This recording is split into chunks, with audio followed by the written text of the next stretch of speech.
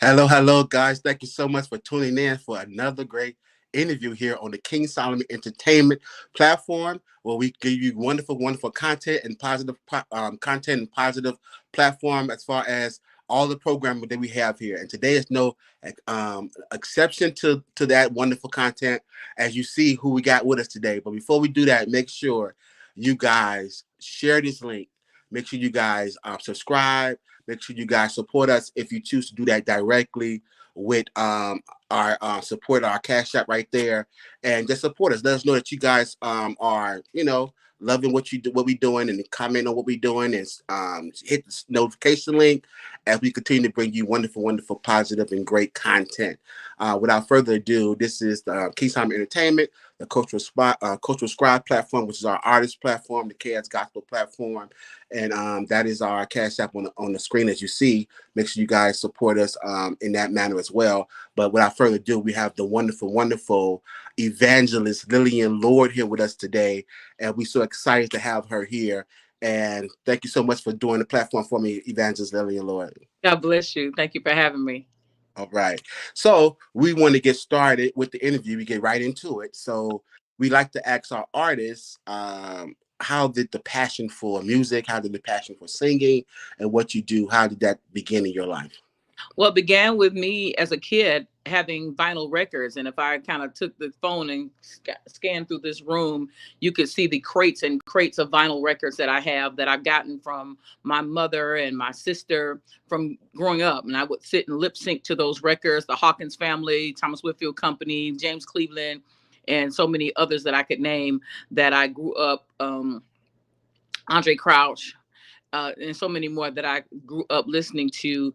And then my brother was a DJ, and so that's what got me into hip hop and R&B, because he was a local DJ. And then also, I have 7 blood brothers, and they range in ages from about 54 to 84. So that's a big age gap. So I've loved everything from Johnny Mathis to, Parliament Funkadelic, Morris Day and the Time, Prince, Michael Jackson. I just had all of those influences. My brothers Mark and Richard, they play bass, and so they listen to a lot of jazz, and they listen to a lot of Marcus Miller and Jaco Pastorius and John Patitucci and things like that. So I got into a lot of the instrumental funk and the instrumental jazz and such. So I was really into that. And so I just had all of this around me. Growing up, my cousin Carrie Lloyd was a part of a band called AC Black and the Mean Cats. And they would come over to the house. The whole band would come over to the house. It was twin brothers, Alvin and Calvin Waters. And they would come over to the house and just be talking about their band and playing the videos that they recorded and working on music. So that just kind of got me excited about having a career in music. I was just a little girl, but I was always sneaking around. I'm the baby, so I was always kind of in the way and coming behind. My mom didn't let us have doors on our bedrooms, so we had a curtain. You put a curtain for privacy, but you're not gonna lock no doors in my mom's house. So I was always peeking behind the curtain to see what they were doing in their rooms, and just listening to the music. And when they would leave the house, I would sneak in their rooms and pull their records out and listen. But I had free course to use my mom's records to listen to the gospel music. So that's how it all got started. That's what piqued my interest. That's amazing, because usually when you have that type of variety of music you listen to, although it's an influence to you, a lot of people tend to want to do other type of music. So it was interesting how all that influence you still choose and end up doing gospel. I do gospel. I also do funk. I do blues. I do rock. I do metal. My brother went to Germany, and for the military, he was in the military. My brother Craig, and so that got me into Sting and some of the other white bands, and so Hall and Oates and Duran Duran and all that stuff. So yeah, I had just such a wide variety. And then we had Nickelodeon back then. Had a show called Nick Rocks, and so that got me into. I was just strangely drawn to heavy metal. And so Bon Jovi and Guns N' Roses and Alice Alice Cooper and all these people. It's just like, I'm a 70s baby. So that's, and I was born the year of the mothership. So that probably Funkadelic was huge for me. And Yes. Function and all those bands, like the Gap Band, the Barcades, Kool and the Gang, anything funky, I was into it. That's amazing. Yeah. So when you began gospel, did you grow up singing in the church? I grew up singing in the church. The pastor of the church that was around the corner from my mom's house, from my parents' house, because it wasn't just my mom's house. I was raised by both my parents. But the church that was around the corner from our house was pastored by Bishop J.L. Cotton. Bishop Cotton had a bunch of brothers. It was like 16 of them. And they all could sing and play guitar and play drums and play whatever. They could just play all the instruments. And so every Sunday afternoon around 2:00, when I left church with my parents, I would walk around the corner to the Greater Overcoming Church. And when I tell you, before you could get to the street, you could just hear these guitars and you could hear these boom, boom, boom, boom, boom, boom. You could just hear the bass drum and you could just you could just hear that rhythm and you could hear that melody. And I'm just like, Rush, I gotta get down there. It was like on the movie The Color Purple. Mm. They were thinking God is trying to tell you something, and the whole band just stopped singing, and Suge and all them walked down, and they were just trying to get down there because they heard this sound. And that's exactly how it was every Sunday at Greater Overcoming. Bishop Cotton, may he rest in peace. We had a ball every Sunday. It was like a big quartet. It's like, imagine the gospel keynotes or the Mighty Clouds of Joy having a concert every Sunday at your church.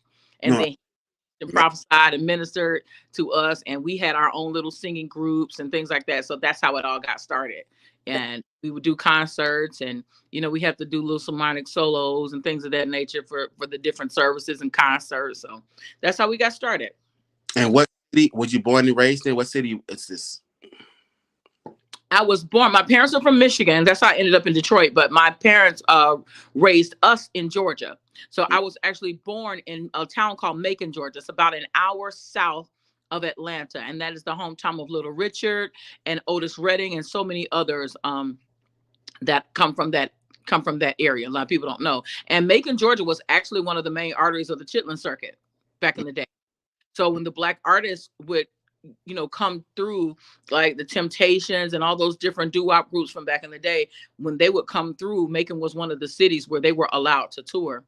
And they would go and stay in rooming houses and little boarding houses and such, or they would there were certain people. And it's funny because I've become that person now where I got a house, so everybody come stay with me. And they go do shows, and then you cook for them and feed them and whatnot. So a lot of what you see in the movies, it actually happened like that. And it still happens like that. You got that one person that's going to cook for the band and cook for the choir or whatever.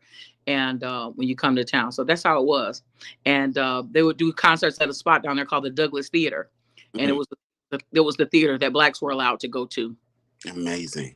And so people also know Lillian Lloyd from Praise and Worship, and of course, New G. So tell us how that happened.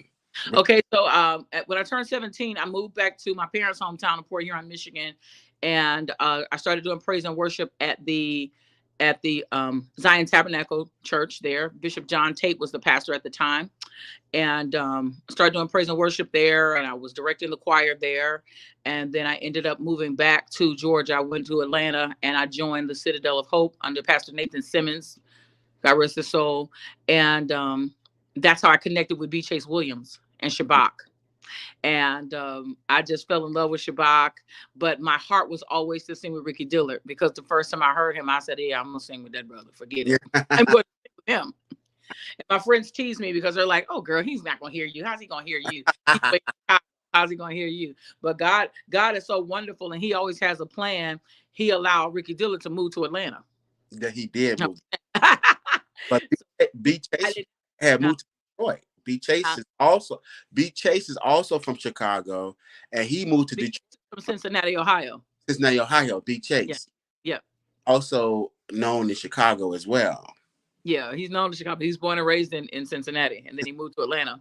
He moved to Atlanta. Yeah. So he was well known too, B. Chase. Yeah. So we and that's how I actually got my grooming and my training from B. Chase. And that's how I learned how to dress and how to carry myself and on and off stage. So that's why the groundwork was laid. So by the time Ricky Dillard came along, he came to my church on a Sunday night. Came to sit on a Sunday night for a concert, and he was in the audience, and I was singing with our church choir. Dr. Maurice Culpepper was the director at the time, and those that are choir heads remember the showers of blessing from Mm. Cathedral of Faith in Atlanta. He's worthy, great is the Lord, and He's worthy to be praised. That's Maurice Culpepper in the showers of blessings choir. But at any rate, when Cathedral of Faith split, Maurice Culpepper came to Citadel. And he got our Sunday night choir was slapping. We would call the Praise Power Fellowship Choir. And Kevin Lemons was a part of that choir. Mm. I got to sing with Kevin Lemons every Sunday night. And we just had a great time. We made a great connection during those times. But Dr. Dillard came to my service. He saw me sing that night. And I wasn't singing a churchy song. I did It's Already Done by the Potter's House. Mm. I'm going fast to the promise. I did that. It's already done. He heard me sing that. He was like, I want her. Yeah. So, I want her. no, we always ask our artists to sing something for us. So that would be a good song you can sing right now. Go and sing a little bit of that song. No, I don't sing on interviews. That's a little bit. That's a little No, bit. Oh my I God. don't sing on interviews. That's right. You were jamming. You were doing good. That was good. That was good. Because it said people are so used to, it's just like if you say, oh, Lillian Lloyd's a great cook, and then I bring you a finger sandwich. Mm. Mm. And then they say, oh wow, you said she was a great cook and all she made was a peanut butter and jelly sandwich. Mm. Yeah. Yeah. So if you're used to seeing turkey dressing and all this other stuff from me, and then when your experience with me, your first experience with me singing is a finger sandwich, it diminishes people's expectations. So that's why I don't do little us on when you see me, you go see the full show with the guitar. Because You know, that's so let's get into being typecast or just people want when you create a hit song like you have done, people want to hear that all the time. So a lot of songs you made, One More Chance was really, really big. Yep. And everybody loved it. And you always want to create another song just like that, you know what I'm saying? Or if you could, or just something just on that level. How that challenge have been, or do you somehow still make it work? I have to make it work, but it can be annoying because people won't. It's just like I talked about cooking. When your first meal with me was a Thanksgiving dinner with turkey and dressing, yams and chitlins and collard greens, and then I say, "Oh wow, I make great chicken Alfredo, or I make a great pasta fazouli, I make a great chicken cacciatore, or one of these other dishes that I may like to cook." You're not really as open to trying that because you got your mouth set on those yams because Yeah. my my mac and cheese is slapping, that my pot roast is slapping, and so your mouth is already kind of set for the soul food, even though my Jamaican food might be amazing. Mm-hmm. Just don't want to risk it because your mouth is set. Yes. Yeah. Your mouth is set. And so when your ears are set to just hear that rah rah, you're ready to see that performance. People don't want to hear "Stay with God" when they came to hear One More Chance. They came to hear "I've Got the Victory." They want to see the show because they've seen it on video. A lot of them seen it on YouTube, but they've never seen it live. Right. So you got to kind of keep incorporating it in the show. So now when I'm introducing the music that I'm writing, like my new single that I just dropped in August, "Deliver Us," when I introduce that, I have to let them know now we got some new music because we can't keep singing the same song for the rest of our lives.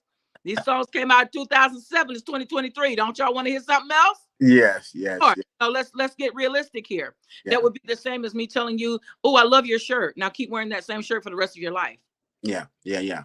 But I hope get the title because it's a couple of songs you done. I know it's a few you done with Ricky, but it's the last one before "Deliver Us," the big single that was out. Victory, and then I did "God's Gonna Do It" after that. And the one that you modulate that last one. What was that name? Victory. I Got the Victory. Okay, I gotta see how it goes. But anyway, it's really? You gotta see how No, I gotta see the victory. I gotta hear it because all your songs is amazing like that. But it's the one that they've been playing a lot lately. That's really up there with One More Time, like really really good. Oh, And it's the one that you go up higher and higher and higher. yeah, That's victory, right? yeah. Yeah, so when you made the victory song, did you say we did it again? Oh, absolutely. We Dr. At that moment, it was fun. It's a funny story around that song because shout out to Jesse Williams who wrote that song. Mm, He initially wrote it for our sister Ashley Brown, and he presented it to um, Ricky for our number 10 project. And see, this is the thing that people don't understand about songwriters. You want to submit songs to new artists, but at the same time, you want your songs to go out to artists that are already established so that your music gets heard. And so when you are an established writer like Jesse, you do want your songs being played where the spins are going to count. yeah, no, absolutely, yeah, Yeah. So you want it played on Radio One. You want it played on official radio yeah, stations where you're going to get credit for yeah, your media, yeah, played on the air that you can be on the charts. So absolutely, you can hear your music. And that's how you get booked for shows. That's how you get booked for concerts and festivals by your song being heard. If your song isn't being heard, then it really doesn't exist. And trying to advertise it on social media is one thing. But you got to really have something behind it. But one thing about the victory, it just took on a life of its own. mm, Looked up one day and that thing had over 4 million views on YouTube, yeah, and people were just loving it. And it became a viral sensation on TikTok all over again. Even years after it came out, it has now come back and become a viral sensation on TikTok and on Instagram. So victory came about. We were preparing for the recording. Ricky had given me God's Gonna Do It, which is mm, the song that I did on the Choir Master album, mm. and ready to sing that. And he said, "Hey, Lil, I feel about that song." I said, "I love it," because he wrote it for me. So that those songs are always special. Anything you write just for me, that's very special to me because now I get to sing your heart Mhm. thoughts toward me. Because it's like if you write a song with me in mind, Yes, that I have a very special connection to those songs. yeah, So at any rate, so I'm just like preparing. I want to do my best on this song that he actually wrote for me. Then we get to maybe 2 weeks before the recording. He said, "Lil, I got this other song the other day. I ain't gonna." yeah. I say, I don't know why I was gonna talk like him when I'm saying, but he said, That's a good Ricky Dillard impression. "And it's a banger, baby. It's a banger." I said, "Well, let me hear it." He said, "I'm about to send it to you right now." So he sent it to me. And he said, "You like it?" I said, I said, "It's hot." He said, we gonna see." He said, "Which one you want to do?" Like he gonna let it be my choice, Right. He said, "Which one you want to do?" I said, "It's up to you." I said, it's your choir. You decide which one you want. I'm gonna sing whatever you tell me to sing." And so he said, "I think we're gonna do this victory. We'll say that. We'll say that God gonna do it for another time." It was amazing. But both songs are amazing, but it was just an amazing decision because, like you Mhm. said, what year did Victory come out? It came out in 2017, 17. and Yeah, he like continues to those great songs continue to rebirth themselves, and it's like classic. It never goes out. It's just absolutely. one little instant again, it's back popular again. Hmm. That type of anointing that's in the song is really Yeah, really a song. And I don't know if I heard it in 2017. I'm sure I did, but hearing it now, it's like it sounds brand new, like you did it yeah, this, you yeah. know, And amazing. you can always add little pieces to it, and you just make it new. And that's one thing about me. I try not to be redundant. Some things are a part of the song, and you want to keep those certain phrases. You want to keep those, right there, and give people what they're familiar with. And then as I get into the vamp and get into the drive, then I can kind of open it up and tell the story that makes it relevant to the audience I'm in. Mm. If I'm at a women's conference, I want to make it specific to the women. If I'm at a men's conference, I want to make it specific to the men. If it's a youth conference, I want to, deal with youth issues and things that they can relate to, especially if I'm like at a homecoming at a college campus, then I really want to kind of nail in with the things that the students can relate to. Yes, amazing, amazing. So that's how you keep a song fresh. That's how you keep it new, and you keep it relevant, and it lasts a long time. You just keep saying the same thing over and over and over again. It's like, whoa, boy, when's that over? But people are anticipating what the next thing is. What's she gonna do now? What's she gonna do now? Yeah. What's she gonna do now? You know.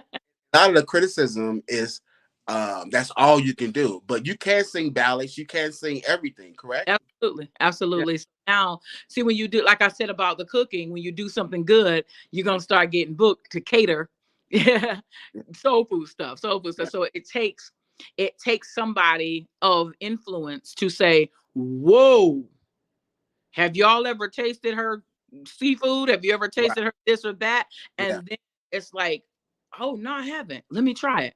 Oh, this is the wait a minute, hold up." And Yeah. then start telling their friends, and they start telling their friends. So that's basically what happens on social media. So when I do, you know, secular shows and I post those clips, people are like, I'm liking this little rock star vibe you got going on. Let's hear more.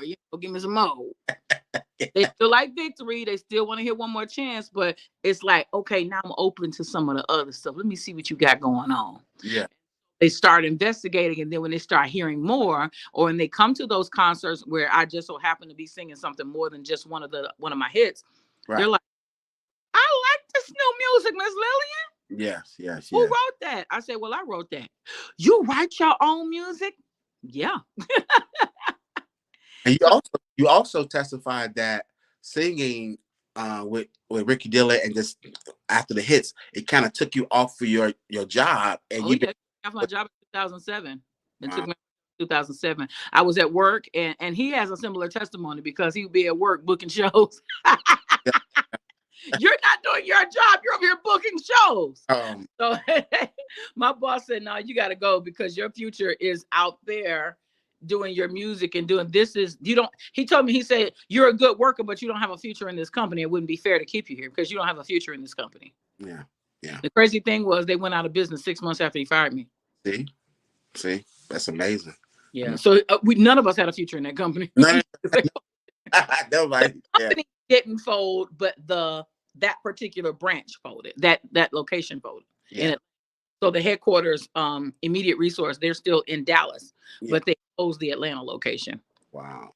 So who are some of you talked about your influence of all genres earlier, but in gospel, when you talk about lead singer, you talk about the powerful singers. Who are some of your influence that you listen to coming up that sing in the same genre you sing in as Lillian Lloyd, the powerhouse?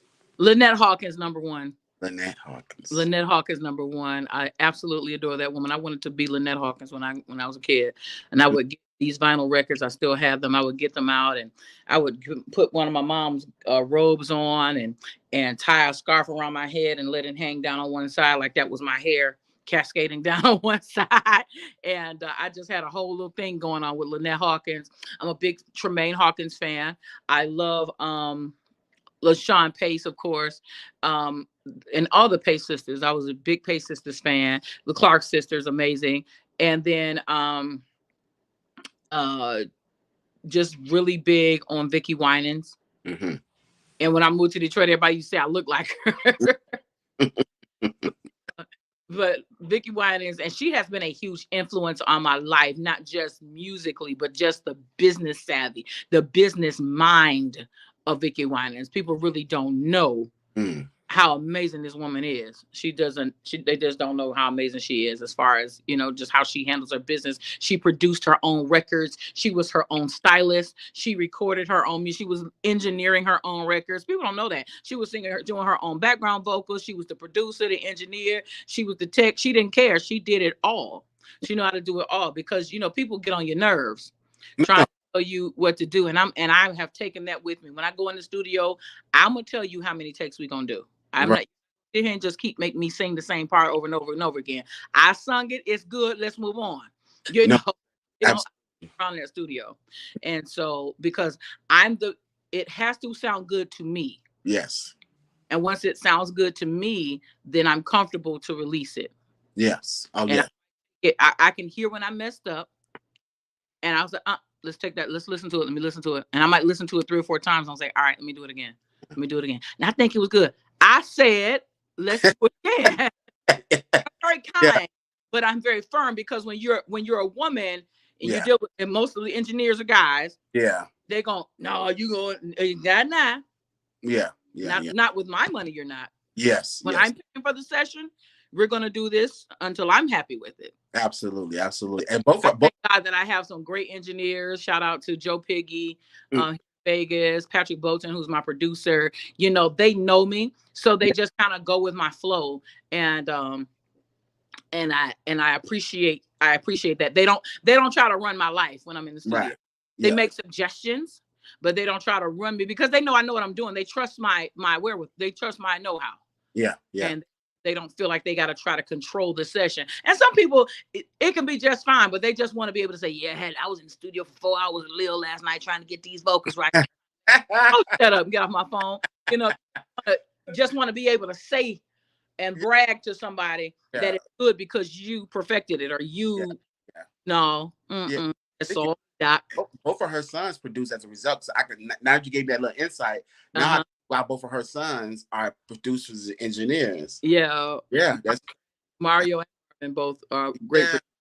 And that's so I can see their mom doing it and them watching their mom. She's showing them so I can see that. So that's amazing. I didn't know Vicky even knew how to do that. Oh yeah, she can do it all. She can do it all. And And so and also you got you being used to live in Chicago as well. You remind me of Leanne White Fang. You remind me of love her. Love Diane her. Diane Williams from the Cosmo. One of Uh, my best, I actually just spoke to Diane this morning, and yeah, she has been such an inspiration to me. Her and Mama Lemmy, Lemmy Battles, and Lavonda Hubbard. They are just, Ravanya. they're my big sisters and my aunties. You know, they just have been there around me, just kind of guiding, watching over me, watching over my career, and watching over me as a woman. And they already know the ropes. They know this choir life. They know what comes, Mm, the good, the bad, the pros and cons, the ups and downs. And so they have just really been there to say, all right, pay attention to this, pay attention to that, be on top of this, make sure you're taking care of that, make sure you're asking these people how much this is and how much that is, make sure you read these contracts, look and see what you're signing off on, yes. things like that. So make sure No, you Lavanya Hubbard make was a in your money. Lavanya Hubbard was amazing as well. She had a lot of her sound was amazing as well. Uh, She had Absolutely. She does her radio show. It's Better Live yeah, with the Duchess. yeah, Lavanya Hubbard. And so and also what you're singing, a lot of people you can't escape the fact that you are a singer that preach or a preacher that sing, however Pastor Sap says it. I'm a But preacher. go ahead, say it. I'm a preacher that sings. Okay, there you go. Because There are some singers that preach. there you go. I'm a preacher that sings. So my preaching is my primary calling. That is what God called me to do. There you go. He has allowed me to sing. He has gifted me to sing, but He has anointed me to preach the gospel. Amazing. Yeah, because I didn't want to say it before I know that I wanted to mention the saying, did you say it because you get it mixed up. So I'm like, no, I want to say it because the saying goes either way. It's just whatever applies to you, because some people are just singers, but they know how to exhort. They're good exhorters. But those of us that literally study the word and we preach the gospel, and that we can sit and carry an entire sermon and entire. You could tell your singer you could preach. Like I said, Yeah. she's preaching already. She's already ministering, so she Yeah. gets it. So you can't escape it. You definitely be preaching when you be singing. So that's amazing. So, so I'm just so excited about everything that you're doing, everything that you've done. Yes, and indeed. share with us about the new project and things you got coming up. Well, I just recorded a song called Deliver Us. Patrick Bolton sent me this track, and as soon as I heard it, I'm like, I already know where I want to go with that. And so in about an hour, I had the words written down. He's like, how you write this whole big old song in an hour? I'm like, baby, I said I was inspired. When I heard the groove, I'm like, oh, I know where I want to go with this. And so, I mean, if you're the ad-lib queen, you can always come up with lyrics. It's just, I'm not good with coming up with melodies a lot of times. Because sometimes I'll be singing something. I'm like, oh, I like that. And then it's like, oh, I've heard that song before. It's something that's already out. Yeah. But when you have a musician that can actually play and find things and structure chords and such, it just makes it easier for me when I can hear a melody, then I can write to it. Now, sometimes in a service, I will be flowing in praise and worship or something, and we just have a moment, and that moment can turn into something. That's how One More Chance was born. Pastor Sabrina McDaniel was preaching the message called God Gave Me One More Chance. And at the end of the message, church went up into a praise, and she just started singing, "He gave me one more chance." Wow. And it just, the church went upside down. Story I was told by Bishop Eric McDaniel Yeah. and Lady Sabrina, and he said that she preached that thing so, and the church went so crazy, and so in the Lord's Church in the Bronx, and so when it went that way, they said, you know what, that'll be a good song. That would make a hot song because of just the response, the way the people just went into a frenzy. Yeah. And so Tommy Hammond and Bishop McDaniel put some words together. They wrote some verses and bridge and perfected that vamp. And the next thing you know, we got one more chance. They recorded it in 2003. Ricky gave it to our church choir, and I did it, and it just tore the church up every time. And so we did it for our church choir anniversary, the Voice of the Tabernacle. We did it for our anniversary. And then he said, he said, babe, we about to record this. You is about to record this song. You wait, just you wait, baby. I got mine. He had one up his sleeve, and so when we recorded it in Toronto, it just exploded. And so that's what kind of happens. But so we got this song, and so once I sent him the concept, I sang it for him, and we tweaked a couple things, and I said that makes sense. I like your idea on that. And see, one thing about Patrick, he's not one of those kinds of people that he just has to be. He's not just a contrary win. Some people just gotta be. They gotta say the opposite of what you say, and so and people know that irritates me. Like I just said, I can't stand for somebody just going to just say the opposite of what I'm saying just so they can take credit for having changed something. But he will, and if he changes something and I don't like it, I'm not doing that. Mm. That I don't want to do. I want to keep it like it is. He's like, all right, you the boss. Mm-hmm. He'll Yes. he'll just bow. And if it's something that needs to be changed, he'll kind of stay firm and call me a punk. And we just do our thing. We just, punk, sing this line. And I'm like, you get on my nerves. And then we do, it's like, yeah, that was the best option, you know. Yeah. Or and we respect each other's, creative space and each other's creative minds. So that's why we work so well together. I'm looking forward to the next thing we're working on. But we've got just had a conversation with B Slade. We had already started working on some stuff a couple years ago, but his life got real crazy with doing shows and doing TV, Janet Jackson and Patti LaBelle and all this other stuff he was working on, and working on movies and a bunch of other stuff he's got going on. So we kind of had to table our thing, and I started working on stuff, and I got married and got a divorce and all of the crazy stuff. So then the pandemic hit. So it's just like it just kept getting pushed back. But now we're kind of both in a space where we can get back in our workflow again. So that's coming up. And you guys are gonna love that stuff. Y'all know that B Slade can write his butt off. He is the master. He is the one person in this world I don't ever have to give any pointers to. Yeah. Whatever he says, I trust it with my whole heart because he just knows. He is music. He Yeah. don't know music. He actually is music. He embodies the very idea, the very essence of music. And so he can do anything, any genre. He can hear it. He can nail it every time. And he plays all the instruments too. So Amazing. yeah, So you continue to minister, continue to sing, continue to be a creative force, continue to preach, everything you do. That's what's coming up for Lillian. That's what you continue to do. That's who you are. That's what you're gonna always be doing. absolutely. Yes, this is amazing. So just to come to share with us about the wonderful things that you have been doing and you continue to do and you'll be doing moving forward. We're so excited about all of your contribution to this point. It's just going to be better and better. We anticipate wonderful, great things as you continue to grow and to tread upon all the things that you desire to do as far as your career. And Absolutely. we'll be right here to trail it and watch it and It's got and great. enjoy it. You're Enjoy it. gonna like it. I think you're gonna like it. No, it's because you definitely are inspiration. You definitely can get someone in a better mood or a motivational mood, inspirational mood. Pick me up. You know what I'm saying? So Yeah. that's a wonderful gift to have. Wonderful gift to have. So I'm so excited that you decided to come on. You did the platform, and Yes. you'll come back whenever you have anything to share or music. Definitely come back. We definitely would love to have you again and again and again. And you guys make sure you download my new single. It's called Deliver Us. It's available on iTunes. Please go on iTunes and buy it. You know, I know it's streaming on Spotify and all those things, but make sure you go and buy it. Don't just stream it, but make sure you buy it. Let us know that we worth $1. Let us know that you love us enough to at least give us $1. You know, it used to be a time you had to buy a whole album for $10, but now you can just buy one song. You can Right. buy the that you like, and so that's the way that you support Yes. gospel artists. That's the way you support people you love. Don't just go on there and play the song, but buy the song. Support the music so that the music can continue. Amen. That's it. That's a great way to end. Support the music. Support Lillian Lloyd. Make sure you guys follow her. Tap into her ministry. What she's doing. Wonderful, great things to come. Now that she's in a new location, stand by and listen to great things to come that we talked about. So I can't wait till you announce that. And so it's amazing.